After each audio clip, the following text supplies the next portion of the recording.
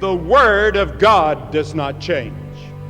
The grass withereth and the flower fadeth, but the word of our God shall stand forever.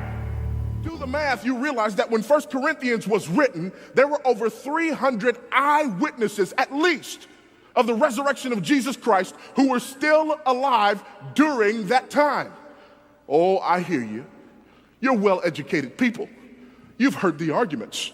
Yes, brother, I understand that, but you see what happened was there were individuals who came and doctored the Bible up, and it's been translated so many times, and it's been changed so many times. And when I talk to college students sometimes, they tell me about this myth of these overzealous monks who went out and changed the Bible so that things would match up, so that it would look like we have older documents than we actually have. And in fact, and I think they're really telling me something when they tell this, you know, we don't have any of the originals.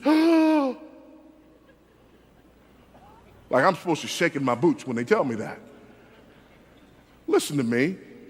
If overzealous monks want to change the Bible, can I explain to you what they would have had to do? 3 levels of conspiracy. Level number 1, they would have had to have a manuscript conspiracy. When we're talking about just the New Testament itself, there are over 6,000 manuscripts or portions of manuscripts for the New Testament itself. Now, that may not sound like a lot to you, but can I compare it to a couple of things? Julius Caesar's Gallic Wars. That's how we know about Julius Caesar and his conquest. We have around 10 manuscripts. Aristotle's Poetics. We have nearly 5 manuscripts. When it comes to the writings of Herodotus, we have less than 10 manuscripts.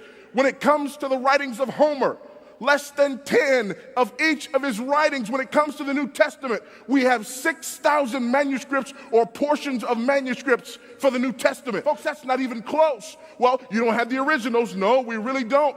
But guess what? We can get earlier than AD 120 with some of the copies that we have. When it comes to Julius Caesar's Gallic Wars, the earliest thing we can put our hands on was written 900 years after the original. But nobody's tearing down the walls in college because they're reading Caesar.